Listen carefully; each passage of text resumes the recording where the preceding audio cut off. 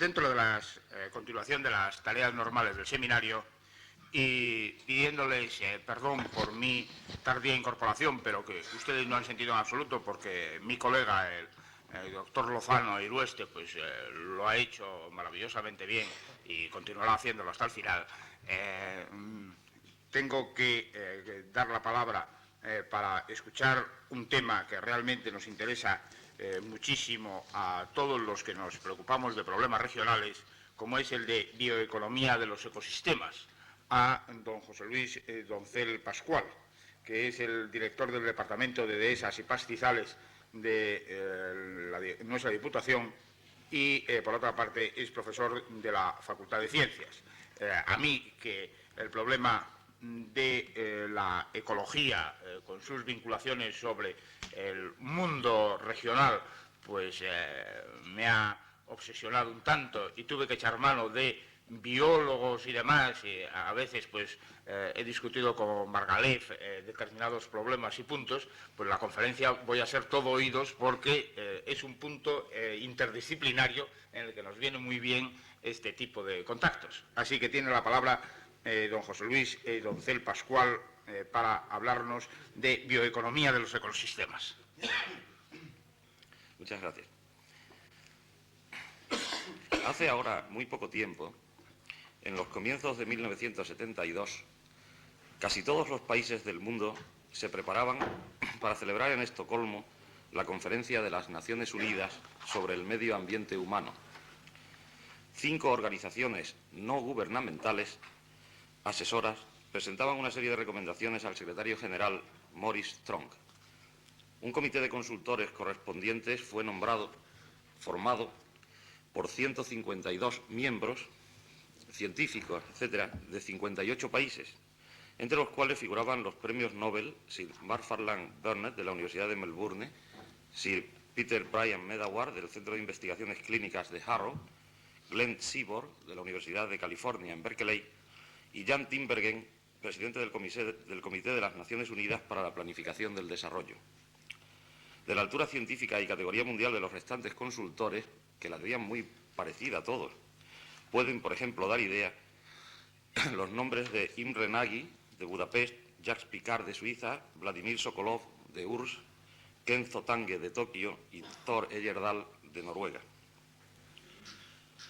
En el texto previo, que se aprobó con vistas a la Conferencia por la Declaración del Medio Ambiente Humano, aparecen 23 puntos, de los cuales al menos 4 de ellos pueden dar motivo al título Desarrollo y discusión de esta ponencia en este momento que atravesamos, estando en la provincia en que estamos y siendo el temario general económico el que nos ocupa. Copio literalmente los puntos estos. Punto segundo. Los recursos naturales de la tierra, incluyendo el aire, el agua, la tierra firme, la flora y la fauna, y especialmente los ecosistemas naturales,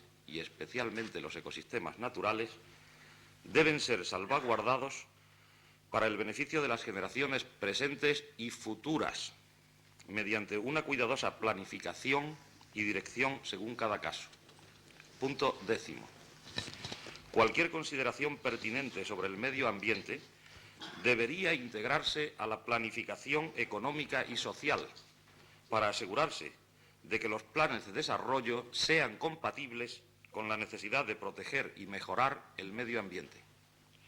Punto 15. La ciencia y la tecnología deberían aplicarse a la identificación, evitación y control de los riesgos ambientales y a la solución de los problemas ambientales para fomentar el desarrollo económico y social. Y por último, punto 17. La investigación, el libre intercambio y la transferencia de conocimientos científicos y de otros tipos, así como de las diversas experiencias en el mismo sentido, deberán promoverse en grado máximo a fin de facilitar la resolución de los problemas ambientales, teniendo muy especialmente en cuenta las necesidades de los países en vías de desarrollo.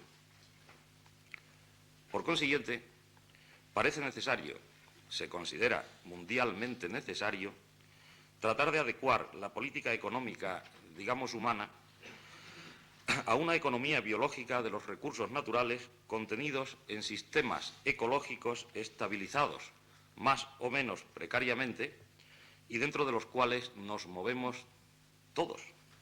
Es decir, a una bioeconomía de los ecosistemas. ¿Y qué es un ecosistema? Según Dallos y Tansley, es una unidad funcional que incluye a un conjunto de seres vivientes, lo que se llama la biocenosis, reunidos por la atracción recíproca que ejercen sobre ellos los diversos factores del medio donde viven, lo que se llama el biotopo. Según Baker y Allen, doy 3 definiciones porque cada una apunta a una dirección distinta. El ecosistema es la suma total de factores físicos y biológicos que operan en cualquier área, formando una unidad autosuficiente por medio de la energía de la luz solar. Una definición más directa para nosotros y que encierra además una seria advertencia es la de Eckart, del Centro Nacional de la Recherche Scientifique de Montpellier.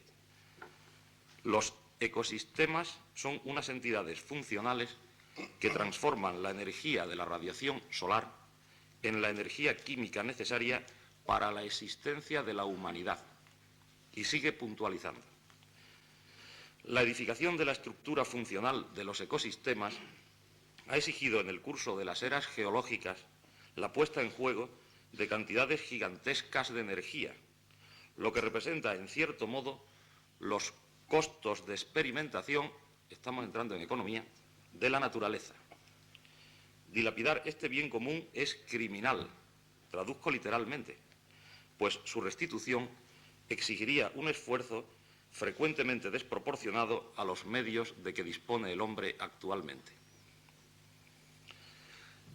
En definitiva, nos encontramos con el hecho de que a lo largo de los siglos se han ido ajustando unas comunidades heterogéneas de climas, suelos, microorganismos, vegetales, animales, gases, metales, etc., en unidades, los ecosistemas, que en principio al menos se estabilizan de una forma dinámica.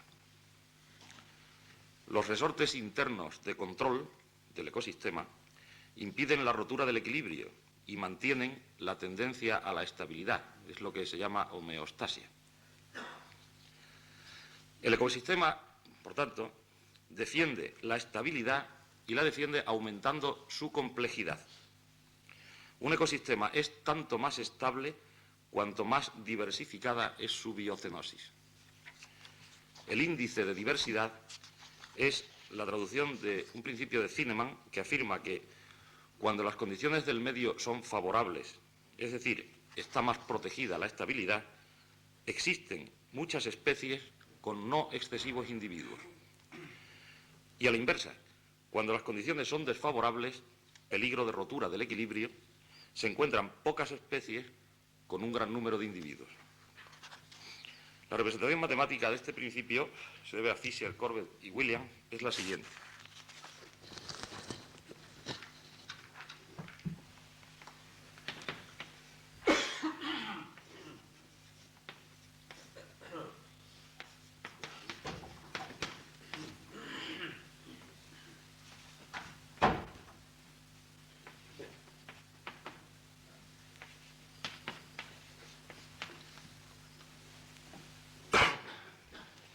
En esa fórmula, S grande representa el número de especies existentes, N grande el número de individuos, E es la base de logaritmos neperianos, 2,71, 82, 81, y alfa es el índice de diversidad, el coeficiente. Alfa es, pues, podríamos decir, un número proporcional a la estabilidad del sistema. El análisis de la fórmula no lo vamos a hacer, pero para un matemático es bastante fácil ver que en esa fórmula, cuando S es pequeño y N es grande, entonces alfa es pequeño. Y cuando S es grande y N es pequeño, entonces alfa aumenta de valor, que es lo que habíamos dicho. El mecanismo de autodefensa del ecosistema ante una alteración de cualquier población de su biocenosis es inmediatamente un efecto de resistencia del ambiente y un efecto de competencia de otras especies ante un excesivo aumento de la población alterada. Estos efectos disminuyen de nuevo el número poblacional hasta llegar, en general, a un equilibrio estable en el tiempo. La ecuación es muy conocida, supongo que los economistas también la conocen, de una población sometida a los mecanismos de autocontrol. La ecuación de Berlus y Pearl es una ecuación diferencial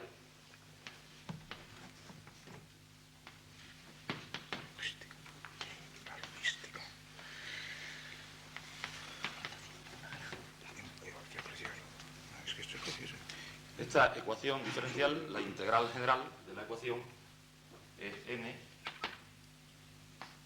igual a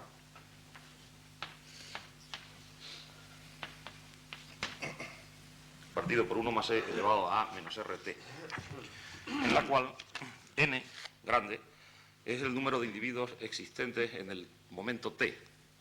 K es el número máximo de individuos que pueden vivir en el medio ambiente.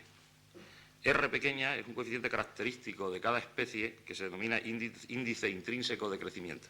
Y A es la constante de integración que aparece siempre en las ecuaciones diferenciales, que es igual a R partido por K. El término K menos N partido por K de la ecuación diferencial es lo que indica la resistencia del medio.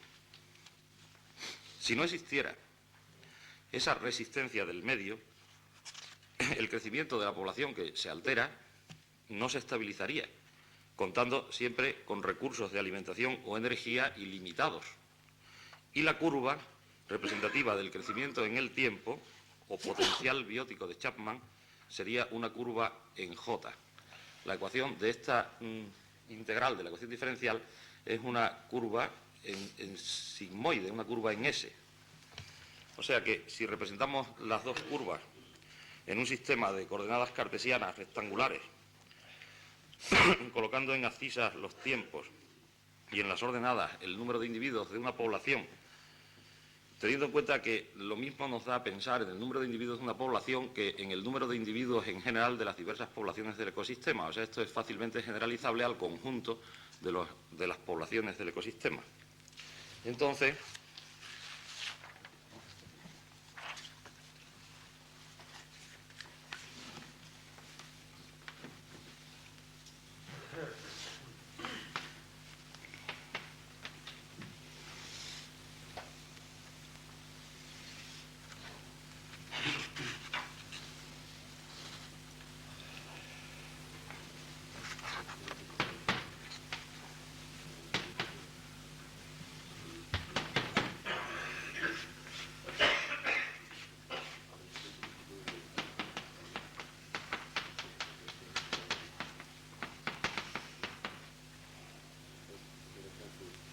se tendría que el crecimiento de una población incontrolada por el ecosistema sería el potencial biótico, la curva en J, mientras que el crecimiento de una población sometida a los mecanismos de autocontrol del ecosistema sería la sigmoide, esta.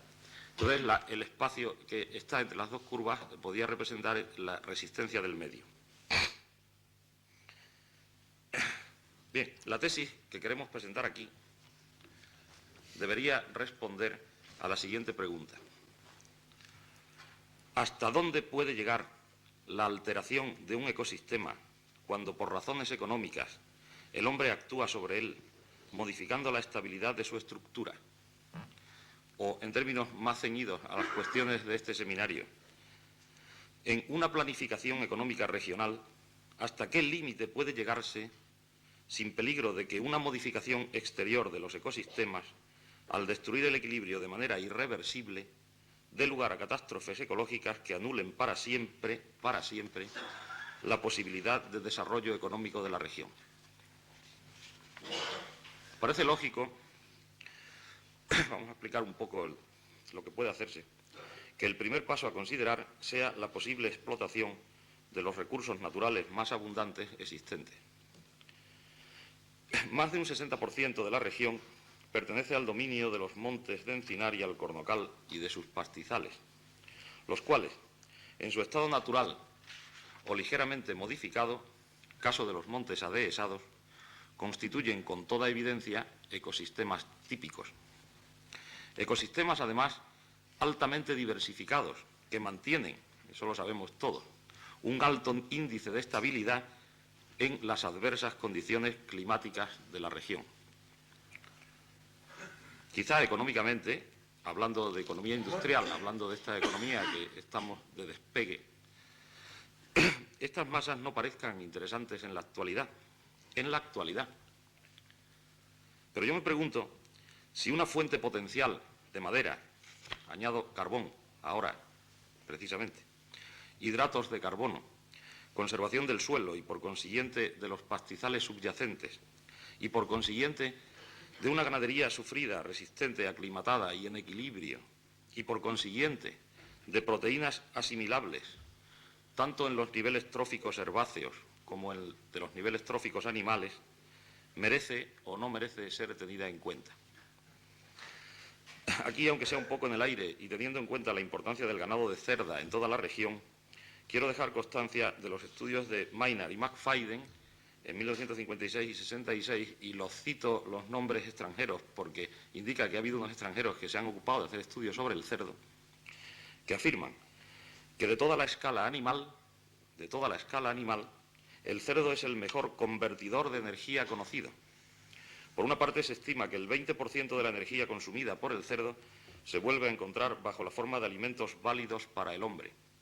Su rendimiento de asimilación, la energía asimilada dividida por la energía absorbida, es del orden de un 76% aproximadamente.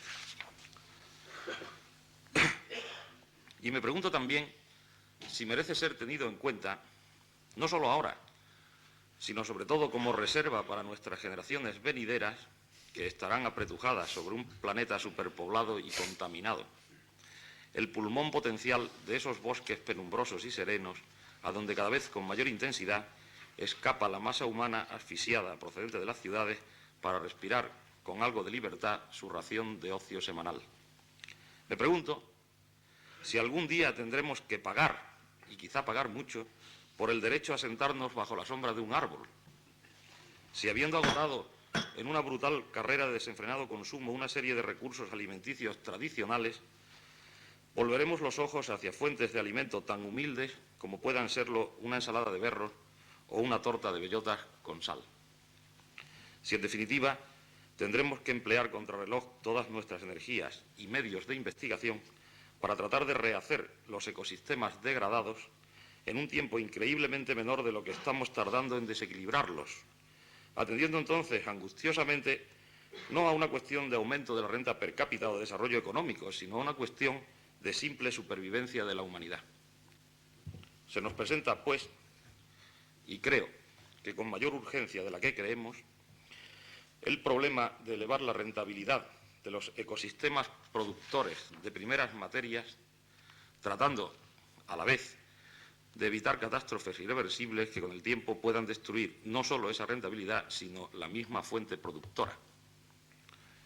Esta cuestión plantea inmediatamente la difícil matización de cuándo un ecosistema, bajo la acción de perturbaciones que el hombre provoca en principio, pero que después continúan un curso del que frecuentemente no se tiene control, comienza a descender en productividad o se encuentra en ese punto crítico de equilibrio inestabilizado en el que resulta peligrosa cualquier acción añadida. Numerosos investigadores, muchísimos además, han estudiado el problema, que además es difícil, y también numerosas soluciones han sido propuestas. Nosotros vamos a pasar una rápida revista a lo que pudiéramos llamar índices de madurez o determinaciones de clímax, considerando como etapa clímax la de resultado neto de las actividades de la comunidad biótica que llevará al máximo su índice de diversidad que hemos visto antes, lo cual trae como consecuencia una estabilidad casi permanente a lo largo del tiempo si no se producen nuevas perturbaciones exteriores al ecosistema. Se denomina tasa de renovación o turnover la relación P partido por B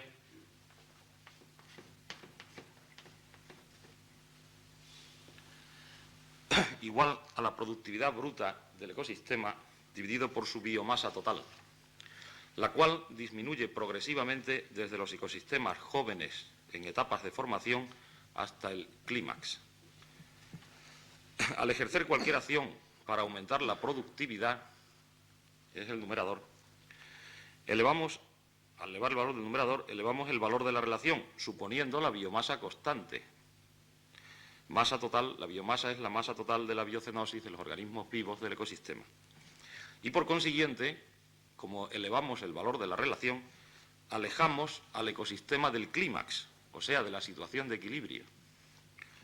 Si además de tratar de aumentar la productividad P, por ejemplo, introduciendo cultivos monoespecíficos o utilizando herbicidas para eliminar la diversa vegetación espontánea que estropea entonces la productividad, si además de eso disminuimos la cantidad de biomasa B grande, por ejemplo, eliminando totalmente las encinas o las especies forestales del ecosistema, entonces aumentamos el numerador y hacemos una gran disminución del denominador, ya que la masa de las especies forestales es enorme en el ecosistema en relación con la de la hierba, microorganismos, material, matorral, especies animales espontáneas, etc.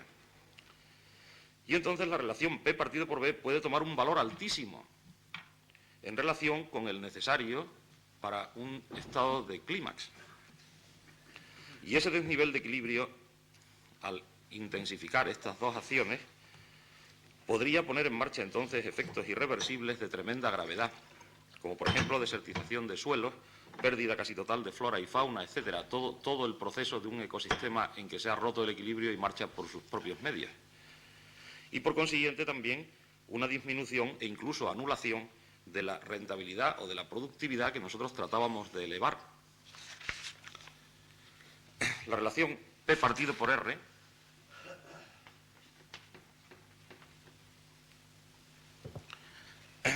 productividad bruta partida por respiración total del ecosistema se conserva mayor que la unidad en las biocenosis pioneras, en las primeras etapas, y disminuye hacia el clímax en el que teóricamente debe tomar el valor 1, es decir, que la productividad bruta total del ecosistema debe ser exactamente igual a la respiración del ecosistema. La relación B partido por E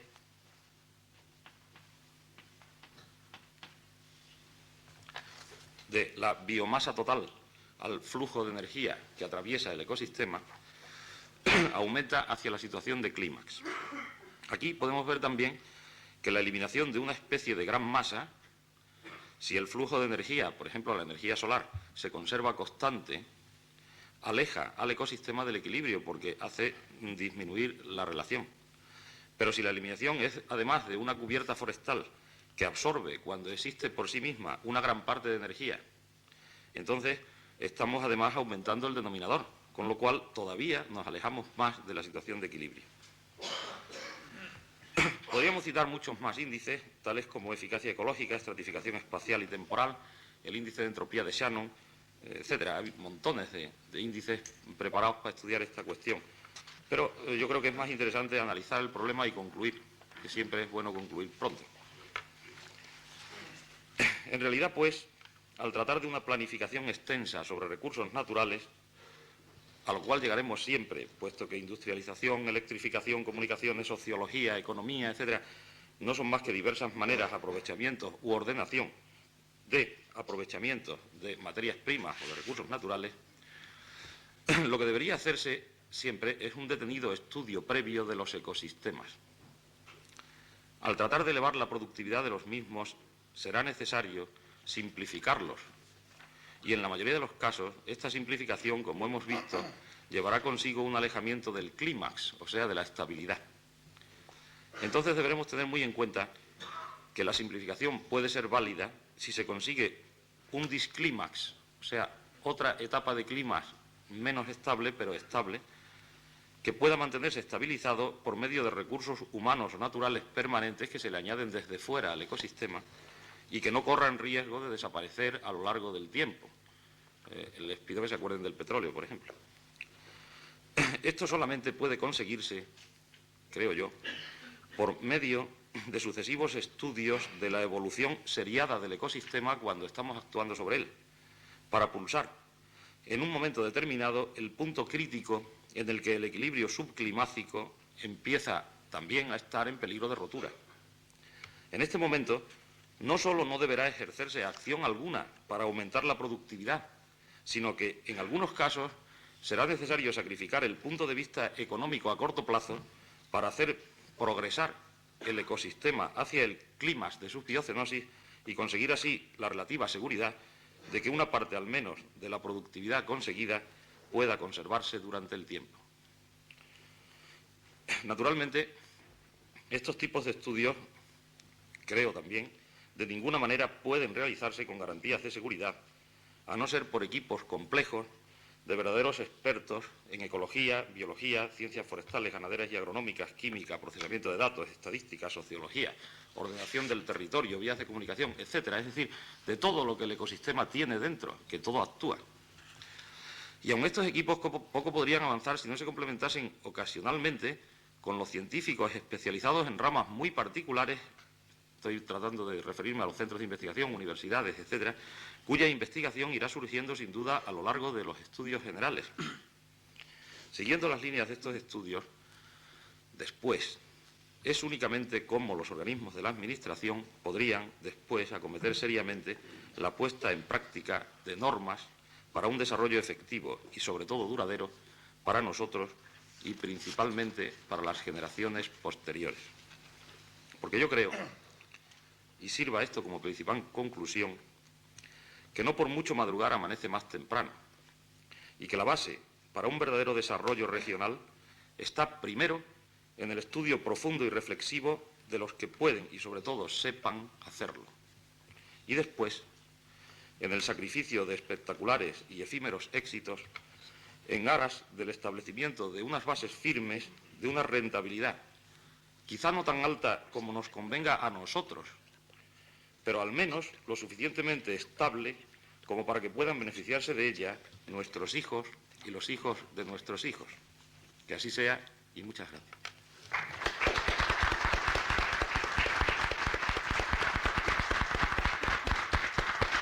Como es normal, después de la excelente exposición que ha hecho el profesor Doncel de su ponencia, se suspende durante 10 minutos para que ustedes presenten las fichas con las cuestiones que desean plantear al conferenciante. Yo lo que pasa es que le voy a hacer una.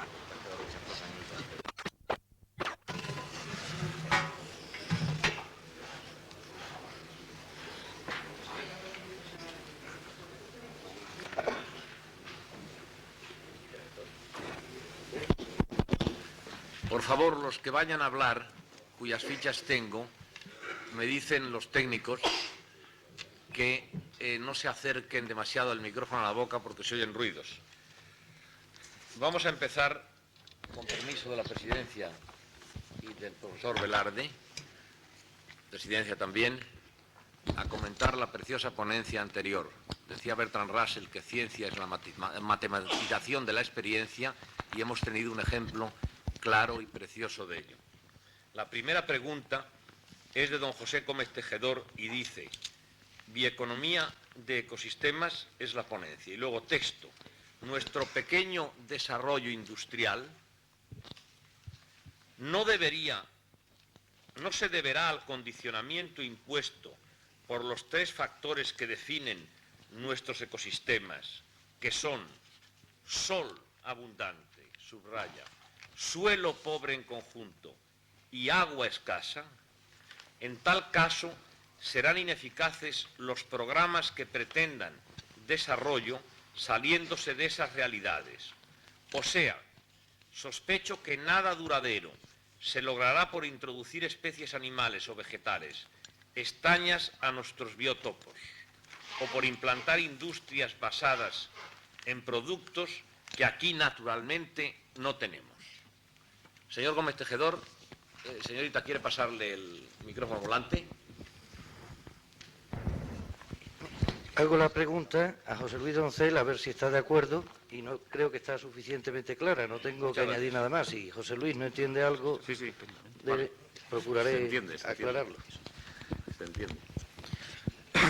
Bueno, la respuesta a la primera parte de la pregunta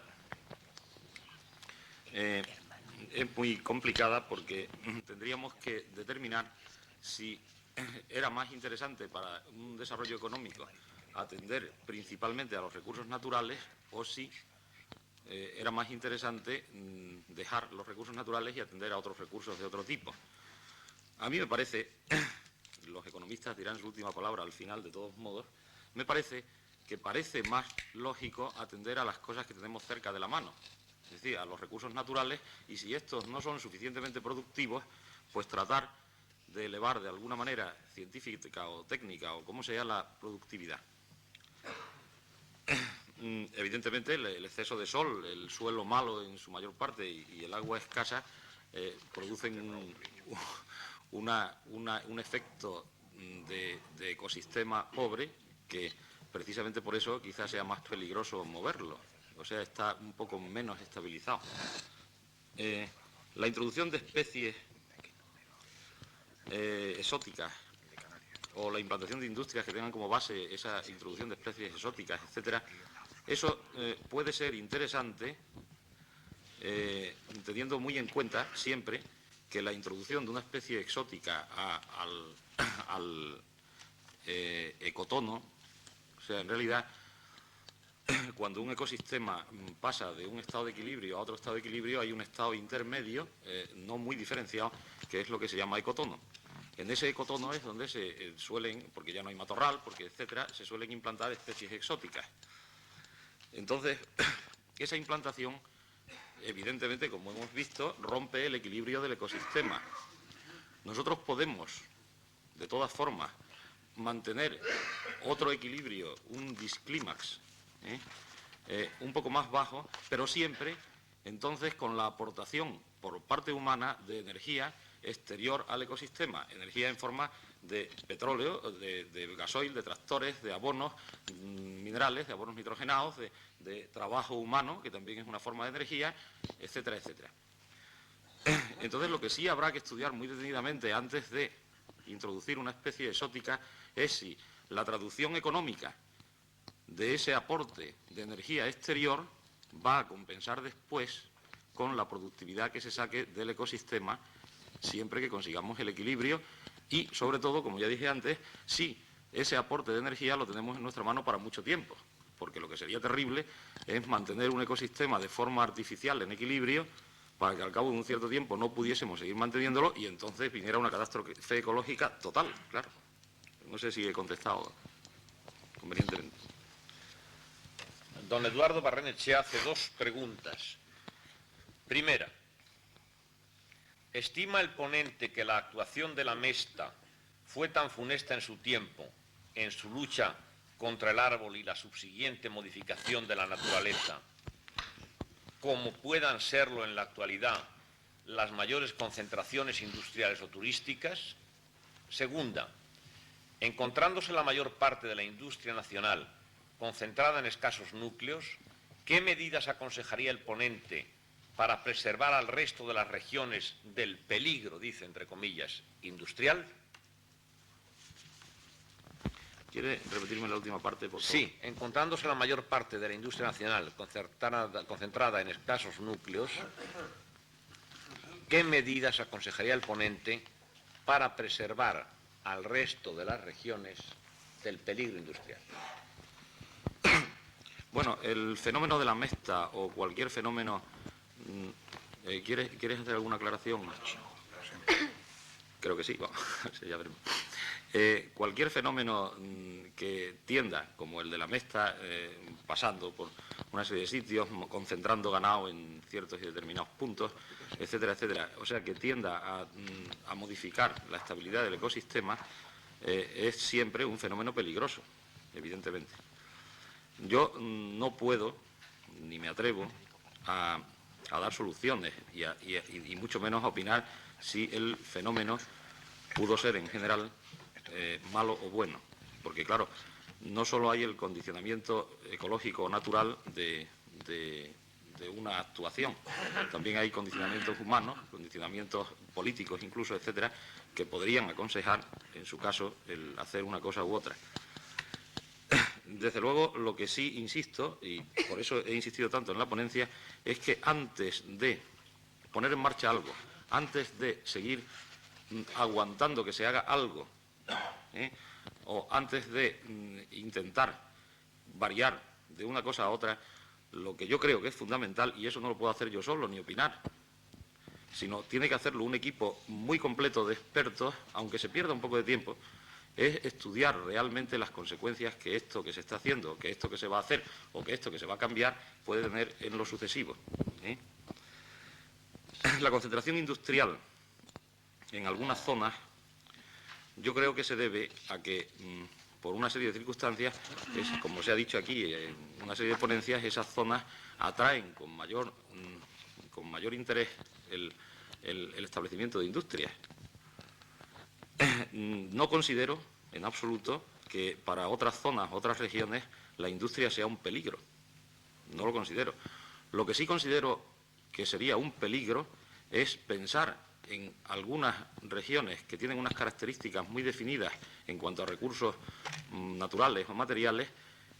Considero verdaderamente peligroso pensar solamente en que eso puede salvarlo un establecimiento de industrias, por una parte. Por otra parte, también, en caso de industrias que incidieran con gran potencia en los ecosistemas naturales, yo no soy partidario ni de dejarlas ni de no dejarlas poner. Lo que sí soy partidario es de hacer lo que sea después de estudiar convenientemente y seriamente los resultados que pueda tener el establecimiento de esta industria.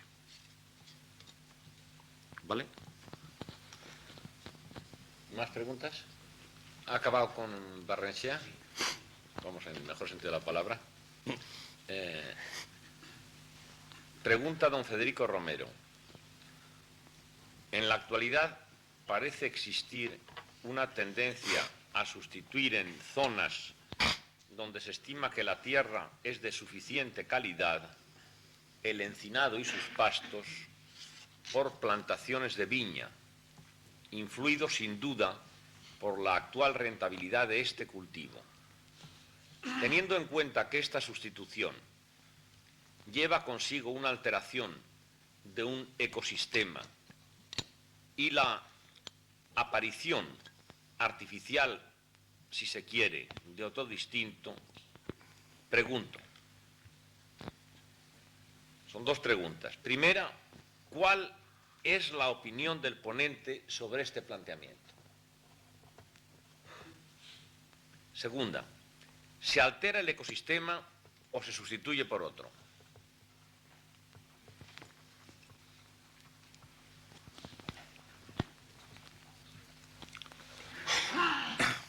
Yo soy absoluta y enteramente partidario, aunque no lo parezca en mi vida normal,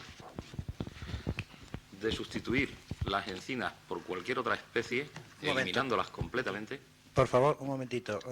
Quería solo, para centrar un poco la respuesta, decirte que en el planteamiento no va implícito ninguna previsión sobre lo que suponga el cultivo de la viña en cuanto a su rentabilidad en un futuro. O sea, no considero la influencia que pueda tener, pues, por ejemplo, aspectos de comercialización o excedentes, etcétera, de la viña. Sí, ese, ya sé de acuerdo, que... o sea, lo planteo puramente desde el punto de vista ecológico. Sí, ya sé que es otro problema. O sea, la viña puede producir mucho si se consigue comercializar, si no, pues es como si fuera una hierba, claro. Que prescindo de futuros problemas que pudiera traer la plantación de viña. De acuerdo. Bueno, decía que yo, aunque en mi vida particular parece que soy completamente antipartidario de eliminar los encinares, no lo soy. Es decir, yo estoy completamente de acuerdo en arrasar un encinar entero, sin dejar ni rastros, cuando lo que se va a poner donde estaba ese encinar cumple dos condiciones. Primero, ser mucho más productivo o más productivo simplemente que el encinar, y sobre todo ser constante esa productividad en el tiempo. Entonces, si las viñas son más productivas que el encinar, pero no ahora, sino para siempre, y si el terreno en el que se ponen las viñas es lo suficientemente bueno como para sostener en equilibrio no ese ecosistema nuevo de viñas, que ya no es un ecosistema, es un disclímax, es un clima que impone, como dije antes, el aporte de energía por parte del hombre para sostenerlo, O sea, un encinar no necesita ningún aporte de energía por parte del hombre, se mantiene en equilibrio por sí solo. Un campo de viñas necesita labrarse, tal, no sé qué, abonos, etcétera, etcétera, etcétera. Luego hay un aporte de energía, aparte de la solar, para mantenerlo. Entonces, si la tierra es buena, habrá que hacer menor aporte de energía exterior, y por lo tanto será más fácil obtener rentabilidad.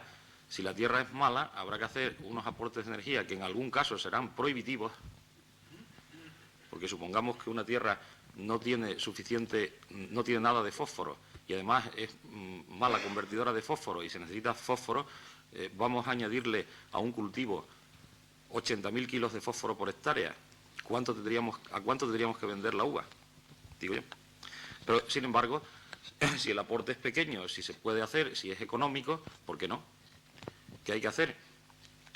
Vuelvo a caer, me voy a poner muy pesado, pero hay que hacer estudiarlo, simplemente. Bueno, creo que también está contestada la segunda parte de si el ecosistema se altera o se sustituye por otro. En realidad, el ecosistema, como tal ecosistema de encinar, desaparece y se sustituye no por otro ecosistema, sino por un estado de equilibrio, un disclima que puede considerarse, a lo mejor con el tiempo, después de mucho tiempo, la viña esa se ha estabilizado y muy difícil será que no haya que seguirle aportando cosas, pero suponiendo que el suelo fuera tan estupendo para viña y que aquello estuviera tan perfecto que con el tiempo no hubiera que hacer nada en esa viña, se convertiría en otro ecosistema, claro, pero es difícil, o sea que ese ecosistema tendrá que subsistir en equilibrio mediante el aporte continuo de energía.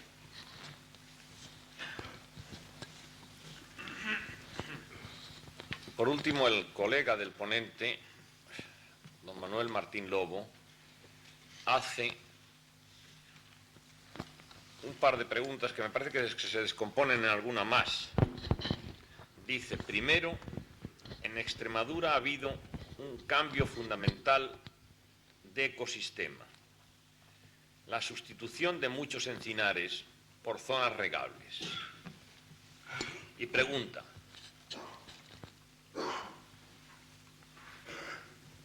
¿hay algún estudio concreto, ya en Badajoz, que aplique la nueva bioeconomía y sus fórmulas a este caso tan importante? Luego, la solución, si la hubiera, ¿es favorable o no desde estos nuevos puntos de vista?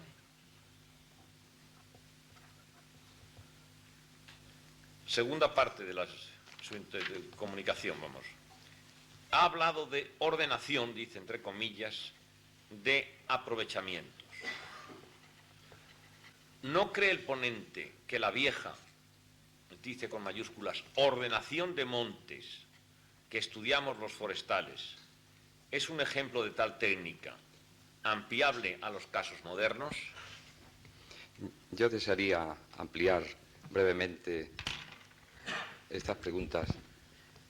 La primera creo que está suficientemente clara de que Pues ya estamos bien de tiempo, Manolo. ha habido rápidamente. Así que puedes extenderte. Ah, que puedes extenderme, perdón, iba ya al revés, a cuchillar la intervención. Hoy, sin precedente alguno, bueno. hoy andamos muy bien de tiempo. De todas formas, seré respetuoso con el tiempo de los demás. No, yo te voy a rogar, Manolo, entonces, que como haces una serie de preguntas, y yo tengo muy mala memoria de siempre, pues tú me haces una pregunta y yo te contesto. Bien, Luego me haces otra, yo te contesto. Entonces, la primera sería, yo considero que evidentemente, como tú has planteado perfectamente, la introducción de una alteración en un ecosistema es un disclimas.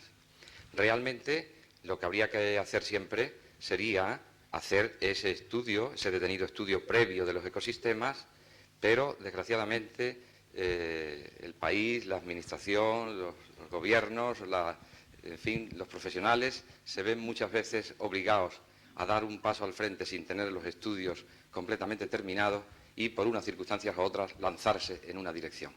Entonces, ese estudio ex antes muchas veces, desgraciadamente, no existe. Entonces, hay que ir por lo menos a un estudio ex post de evaluación y, por lo tanto, es lo que yo, primera pregunta, si realmente sabemos, y precisamente tanto tú como yo y como tantos otros compañeros, en los cuales nuestro querido profesor y académico Luis Ceballos que ya en 1940 y tanto estudiaba todas las diversas etapas de los diversos montes españoles, por ejemplo, pues los montes adhesados típicos de mezclas de encinas o de alcornoque o de Quercus lusitanica o de Quercus robur o de lo que fuera. Y justamente esos estudios fueron recogidos incluso en el Plan General de Ordenación Económico-Social del 48 por nuestros compañeros de entonces, Jerónimo Santaolalla, Mariano Briones, de la Torre, etcétera, etcétera, y sacaban precisamente de estos estudios del profesor Luis Ceballos las diversas etapas de los encinares y de los alcornocales. Y justamente en esas diversas etapas, que se llegaban ya hasta las etapas cuasi desérticas de los jarales, de los brezales, etcétera, etcétera, había una etapa previa a esa cuasi desértica, que era la etapa de los pinares. Y justamente se decía, y estamos en línea, aunque hoy día ya se hable esto con un nuevo lenguaje, como pasa con tantas cosas, que justamente era a lo mejor la etapa de los pinares, y ha sido además la base y el fundamento de toda la política forestal del antiguo Patrimonio Forestal del Estado, hoy sustituido por el ICONA, Instituto Nacional de Conservación de la Naturaleza. Toda la política durante tantos años y que ha dado beneficios indudables al país, habrá tenido también sus problemas y sus críticas naturales, como todo lo humano, pero evidentemente hubo una dirección política clarísima de repoblación forestal, con sus fallos y demás, pero ahí está. El hecho es que se decía, concretamente, quizás si bien el biosistema, el ecosistema, es realmente la etapa del encinar o del alcornocal o de la mezcla de esas especies, debemos empezar por la etapa de los pinares, por una serie de circunstancias, y por otra parte, quizás nos podamos detener en ella, porque no podemos pensar en la otra etapa de restitución completa del ecosistema inicial, pero sí realmente en la etapa de los pinares, que desde un punto de vista económico puede ser interesante.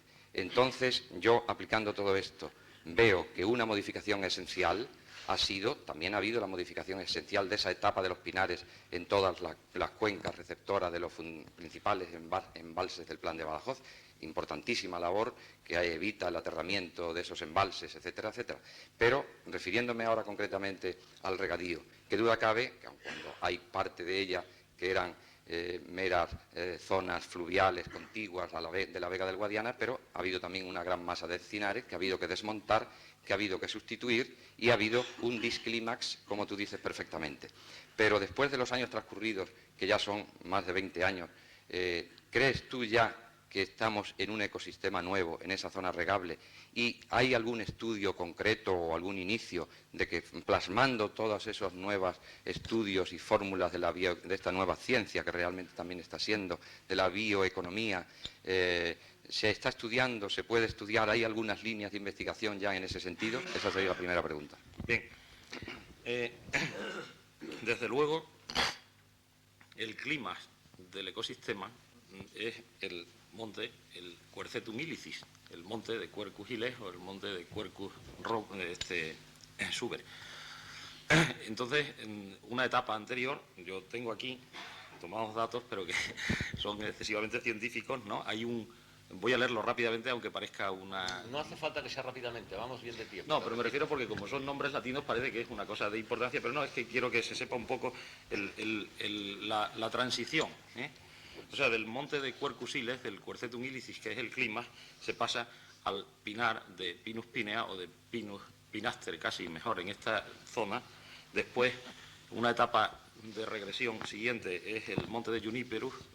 Después viene una sucesión de la Phyllantes montpelliensis, esto mi amigo Pepe Gómez Tejedor lo sabrá, gran botánico. Después el Dorinium subfruticosum, en una etapa todavía anterior, el Brachypodium phenicoides, la Soralea bituminosa, el desierto, el semidesierto de estipa, retorta y por fin el desierto.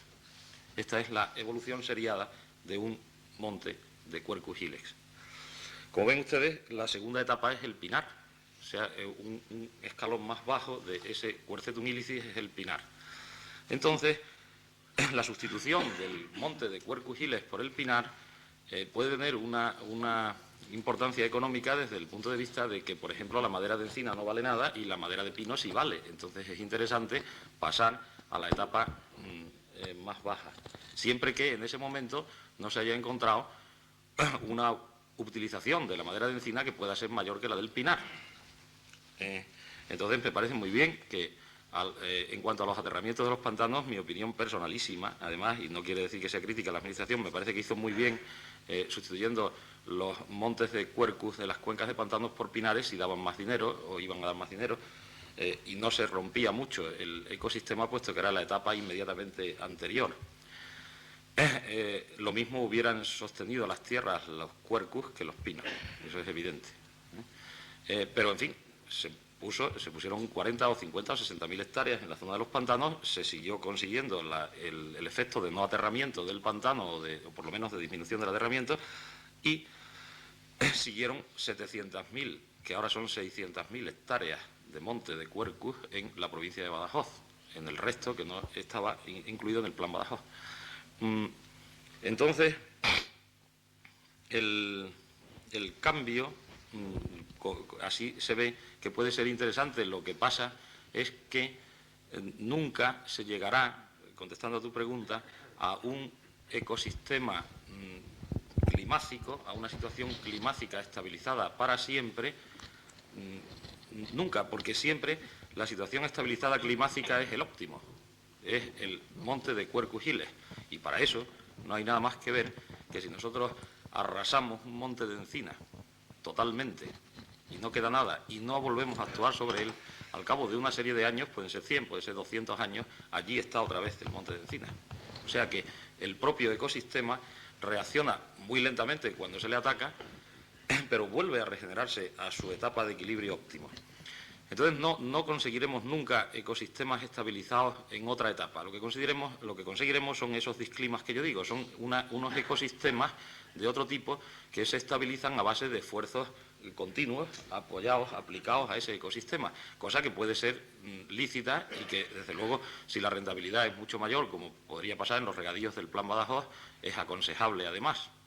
Quiero decir con esto que el hecho de haber eliminado encinares enteros en la cuenca del río Guadiana para plantar los regadíos del Plan Badajoz, si estos regadíos eran mucho más rentables que la madera de encina, que la bellota, etcétera, etcétera, y siguen siéndolo y lo seguirán siendo durante mucho tiempo, me parece perfecto. No sé si... Bueno, me refería concretamente a si había ya algún estudio con estos sistemas sí, modernos. No hay ningún estudio. Líneas de investigación. Al hacerme cargo del Departamento de Dehesas y Pastizales de la Diputación, empecé naturalmente a estudiar este tema. Entonces empezamos a buscar bibliografía, empezamos a tener contacto con la Universidad de Sevilla, con el profesor González Fernández, con el profesor García Novo, con el profesor Rivas Martínez de la Universidad de Madrid, de la Facultad de Ciencias Biológicas, con el investigador Montserrat, del Consejo Superior de Investigaciones Científicas, con don Salvador Rivas Goday, nuestro gran amigo y extremeño, profesor de botánica de la Facultad de Farmacia, y entonces, pues hay muy pocos estudios hechos sobre el encinar, pero no solo ya estudios ecológicos, que serían muy deseables, sino simplemente estudios botánicos sí hay, pero pasando un paso más de los botánicos, yo solo he encontrado, y lo tengo aquí, un estudio de un encinar del mediodía de Francia, hecho por el Instituto de Montpellier, que es el único sitio donde yo he conseguido encontrar unos datos que además son bastante interesantes, sobre la aportación de unos encinares de Francia, de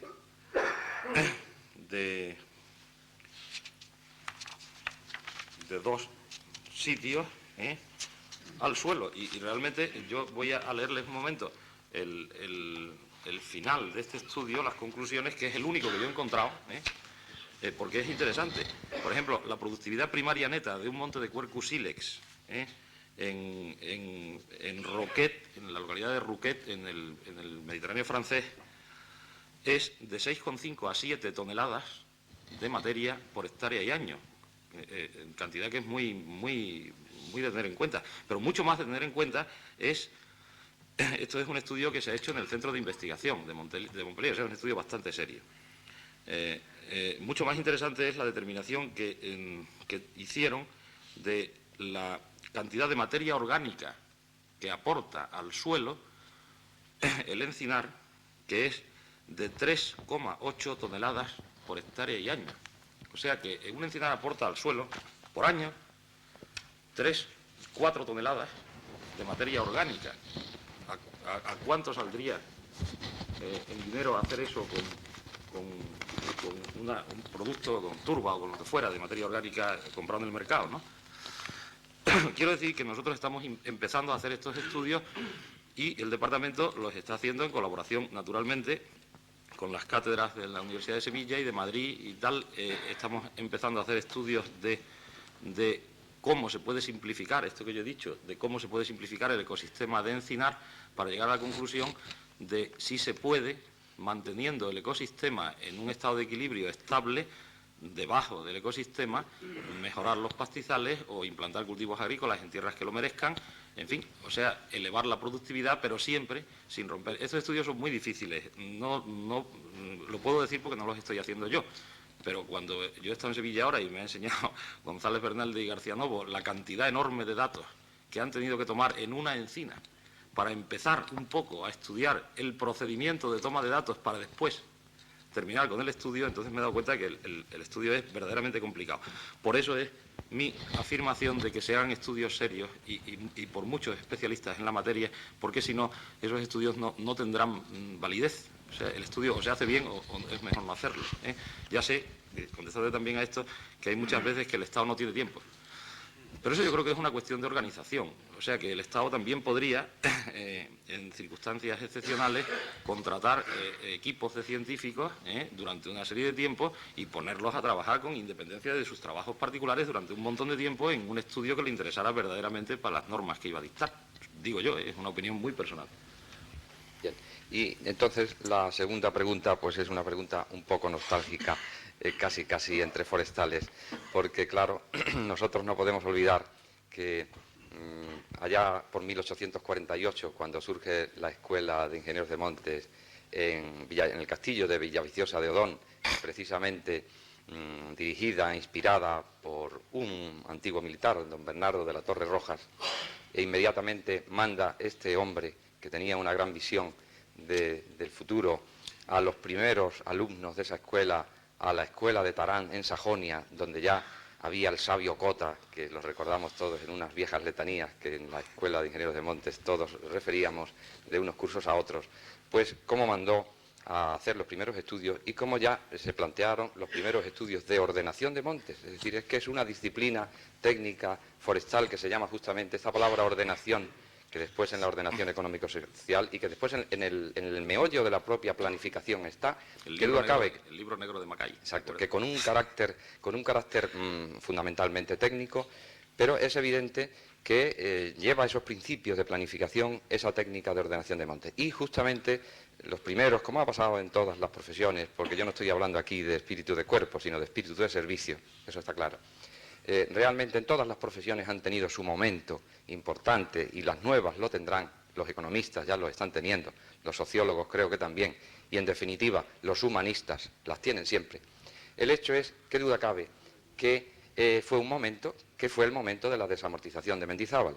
Entonces, justamente, nuestros pobres y queridos primeros ingenieros de montes, que apenas sabían todavía cómo era la realidad del país, se tuvieron que enfrentar con una modificación terrible del ecosistema español, que ya había habido otras modificaciones terribles a través de las guerras, de los incendios, etcétera, etcétera, pero que la desamortización de Mendizábal, evidentemente, es otra modificación esencial de un ecosistema, puesto que sabemos que tuvo como repercusión el cargarse miles y cientos de miles de hectáreas boscosas del país y que, evidentemente, ellos, a través de una serie de disposiciones y de estudios que les facilitaron a través de la Junta Consultiva de Montes y demás, lograron defender justamente la parte esencial de la riqueza forestal española de aquel tiempo, aunque tuvieron que echar en las garras de la fiera, evidentemente, algunas partes que en un sentido de prioridad que ellos establecieron, pues luego la decisión política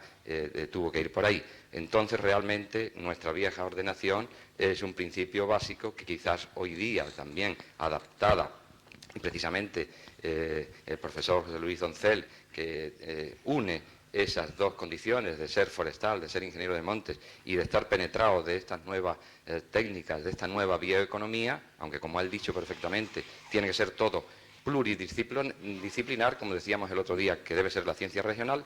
Qué duda cabe que sería un elemento importantísimo, teniendo esos dos conocimientos, para impulsar aquí en Badajoz, y como ya se está impulsando a través del Departamento de Dehesas y de Pastizales de la Diputación Provincial de Badajoz, qué duda cabe que se puede formar aquí una base fundamentalmente técnica y científica, pero también con un sentido práctico de aplicación de todas estas teorías. Muchas gracias. Sí, yo solo quiero añadir que, claro, efectivamente, haciendo alusión a esa célebre ordenación de montes que nosotros llamábamos con verdadero terror el libro negro de Mackay, porque eran 2 tomos así de gordos, encuadernados en negro, traducidos directamente del alemán, pues tenía muy buenas cosas que ahora mismo se están recogiendo en la ciencia de la ecología, pero que tenían la desventaja, y por eso quiero hacer este inciso, de que yo casi desde que estaba intentando estudiar el libro aquel, pensaba que ese libro estaba escrito para los montes del centro de Alemania. Y entonces nosotros lo que teníamos que haber hecho, y digo a los ingenieros de montes, y me echo la culpa yo también, era volver a traducir ese libro del alemán al español, pero en terrenos españoles, en los terrenos de Encinar, por ejemplo. Eso es lo que tendremos que hacer. Ya hemos tardado mucho tiempo, vamos a ver si lo empezamos a hacer ahora, por ejemplo. A la vista de las preguntas formuladas y las respuestas del profesor Doncel, ¿hay alguno de los presentes que ya, de palabra y sin más formulismos de fichas, quiera intervenir?